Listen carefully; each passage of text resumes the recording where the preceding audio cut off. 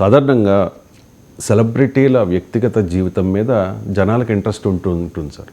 ప్రతి ఒక్కరికి వ్యక్తిగత జీవితం ఉంటుంది, బట్ ఏం జరుగుతుంది ఏంటి అనేది ఫోకస్ చేస్తూ ఉంటారు. A R Rahman 29 years marriage life తర్వాత ఆయన విడాకులు తీసుకుంటూ ఉన్నారు. అది వ్యక్తిగత విషయం, వాళ్ళిద్దరికీ అండర్స్టాండింగ్ ఉంది. ఎందుకు ఏఆర్ రెహమాన్ వ్యక్తిగత జీవితాన్ని social media and media highlight చేస్తుంది? అంటే దీనిపైన ఆల్రెడీ ఏఆర్ రెహమాన్ విడాకులు తీసుకున్న మాజీ సతీమణి అనాలేమో, ఆమె కూడా రియాక్ట్ అయ్యారు. సైరాబాన్ కూడా రియాక్ట్ అయ్యారు. ఏఆర్ రెహమాన్ మంచి మనిషి, ఆమె చెప్పిన కారణాలు నా ఆరోగ్య కారణాల రీత్యా విడాకులు తీసుకున్నాను, అది కాస్త కన్విన్సింగ్గా లేదు.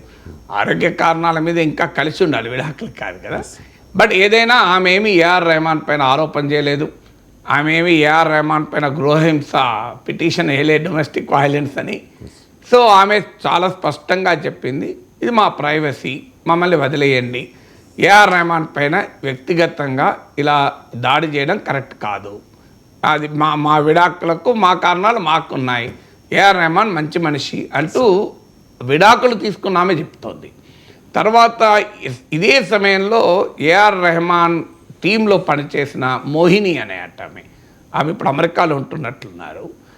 ఆమె భర్తకు విడాకులు ఇచ్చింది, ఆమె కూడా విడాకులు ఇచ్చింది. దాంతో ఈ రెండింటిని లింక్ చేస్తూ ఏఆర్ రెహమాన్ ఆమెకు మధ్య ఏదో సంబంధం ఉంది, వాళ్ళు పెళ్లి చేసుకోబోతున్నారు, అందుకే ఇతను ఇక్కడ భార్యకు విడాకులు ఇచ్చాడు, అక్కడ ఆమె భర్తకు విడాకులు ఇచ్చారని చెప్పి కొంత తమిళ మీడియాలోనూ సోషల్ మీడియాలోనూ వార్తలు కథనాలు వస్తే ఆమె కూడా ఆవేదన వ్యక్తం చేసింది. ఇది అన్యాయము, నాకు ఏఆర్ రెహమాన్తో పనిచేసిన మాట నిజం, నేను చాలామందితో ఇలా పనిచేశాను. ఏఆర్ రెహమాన్ నాకు ఫాదర్ ఫిగరు, మా తండ్రి వయసు కన్నా కొద్దిగా తక్కువ వయసు, నేను ఎప్పుడైనా తండ్రిగానే చూశాను తప్ప, తండ్రికి పితృ సమానుడిగానే తండ్రికి సమానం చూశాను తప్ప ఇలాంటివి అన్యాయం ఇది అని ఆమె క్లారిటీ ఇచ్చింది.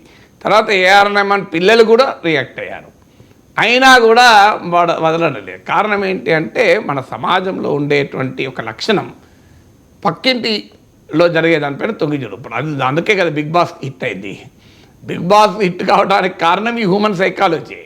సో పక్కింట్లో ఏ కొట్లాటలు జరిగితే చెవిట్లా పెట్టింటాం మనం, ఆడ గట్టిగా మాటలు వినబడ్డా కూడా ఈ ఈ ఈ సైకాలజీ, హ్యూమన్ సైకాలజీ ప్లే అవుతుంది ఒకటి. రెండవది, సెలబ్రిటీల ఇళ్ళ వారికి ప్రైవేట్ లైఫ్ ఉండనట్లు సెలబ్రిటీల జీవితాలకు సంబంధించిన అంశాలపైన అతిగా స్పందించడం కూడా న్యాయం కాదు. వాళ్ళు మనలాంటి మనుషులే, వాళ్లకు వ్యక్తిగత జీవితాలు ఉంటాయి.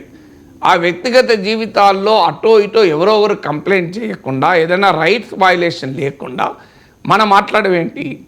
ఇది మనకు చాలాసార్లు చూసాం కదా. నాగ చైతన్య, సమంత జీవితం పైన రాజకీయంగానే తెలంగాణలో వివాదాలు అయ్యాయి, కేసులు అయ్యాయి, అది చాలా సీరియస్ ఇష్యూగా మారింది. ఇప్పటికి కేసు నడుస్తుంది. చాలా అభ్యంతరకరమైన రీతిలో బాధ్యతాయుతమైన స్థానాల్లో ఉన్న వాళ్ళు కూడా మాట్లాడారు.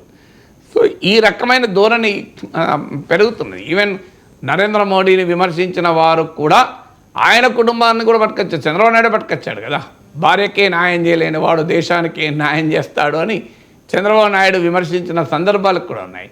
ఏం నరేంద్ర మోడీ సతీమణి ఎక్కడైనా కంప్లైంట్ చేసిందో నాకు న్యాయం చేయలేదని, ఇదెవరండి మాట్లాడటానికి? నేను ఆ రోజు కూడా చెప్పాను ఇది అన్యాయం ఇది అని. కానీ ఆ రోజు చాలామంది తెలుగుదేశం వల్ల నా మీద కోపం వచ్చింది. చంద్రబాబు నాయుడు మోడీ పైన ఇట్లా అంటుంటే ఈయన సమర్థిస్తాడు మోడీనని. ఇప్పుడు ఈ ప్రస్తావన చేస్తే ఇప్పుడు ఎలా రియాక్ట్ అవుతారు? నేను ఇప్పుడైనా ఒకటే చెప్పాను, మోడీ కుటుంబం గురించి మాట్లాడకూడదు, అది ఎవరికీ హక్కు లేదు. ఎందుకంటే మోడీ సతీమణి ఎక్కడ మీకేం కంప్లైంట్ చేయలేదు, వాళ్ళ మధ్య ఉన్న అండర్స్టాండింగ్ ఏంటో మనకు తెలియదు.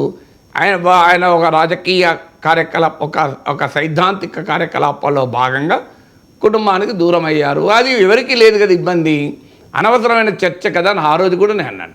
ఎక్కడైనా పర్సనల్ లైఫ్లోకి వెళ్ళి మనము తొంగి చూసే హక్కు మనకు లేదు. అది నేను ఇన్ని ఉదాహరణలు, ఏఆర్ రెహమాన్ అయినా, సమంత అయినా, నరేంద్ర మోడీ అయినా, నాగ చైతన్య అయినా, ఎవరైనా మనకు వి సెలబ్రిటీలకు కూడా వ్యక్తిగత జీవితం ఉంటుంది కదా. సెలబ్రిటీల గురించి మనకు ఆసక్తి ఉండదని నేను అంటలేను, కానీ ఆ ఆసక్తికి కూడా హద్దును ఉండాలి. ఎదుటివారిని నొప్పించే రీతిలో, ఎదుటివారు బాధపడే రీతిలో మీరు మాట్లాడే వాళ్ళు మాట్లాడతారు, ఎదుటి వారు ఎంత బాధపడతారు. సో ఆ రకమైనటువంటి వ్యాఖ్యలు ఇప్పుడు చంద్రబాబు నాయుడు సతీమణి గురించి ప్రస్తావన అసెంబ్లీలో జరిగినప్పుడు కూడా మనం అందరం ఖండించాం కదా అన్యాయమని. సో చంద్రబాబు నాయుడు కన్నీళ్ళు పెట్టుకున్నారు, అది అందరము బాధపడ్డాం కదా. మరి నరేంద్ర మోడీ పెట్టుకోవడం, పాప ఆయన పెట్టుకోలేదు, కానీ ఇలా అన్యాయంగా నా కుటుంబం గురించి అంటున్నారు. అందులో చంద్రబాబు నాయుడు స్థాయి అనుభవం ఉన్న రాజకీయ నాయకులు మాట్లాడే వెంటనే ఆయన కూడా ఫీల్ అయి ఉంటాడు కదా. ఆ రోజుల్లో ఫీల్గా కాకుండా ఉంటారా? ఏమవుతుంది అంటే రాజకీయ నాయకులకు కానీ వ్యక్తులకు కానీ తమ మీదకి వచ్చినప్పుడు ఒక రకంగా ఫీల్ అవుతారు, ఎదుటివాడు ఎట్లా ఫీల్ అవుతారో ఆలోచించారు. మరి ఎదుటివాడు కూడా ఎలా ఫీల్ అవుతారు ఆలోచించాలి కదా. ఇలా ఒక్కరి మీద కాదు కదా, షర్మిల గారి మీద ఇలాగే నీచమైనటువంటి వ్యాఖ్యలు, పోస్టులు. సో సెలబ్రిటీల జీవితాల గురించి ఆసక్తి ఉండడం వేరు, ఎందుకంటే హ్యూమన్ సైకాలజీ, సెలబ్రిటీల పట్ల ఆసక్తి ఉంటుంది.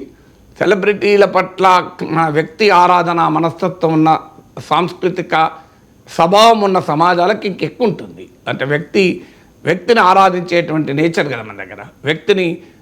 వ్యక్తి ఆరాధన మన సినిమాల్లో హీరోలను ఫాలో అవుతున్న వ్యవహారం చూస్తే అర్థమవుతుంది కదా.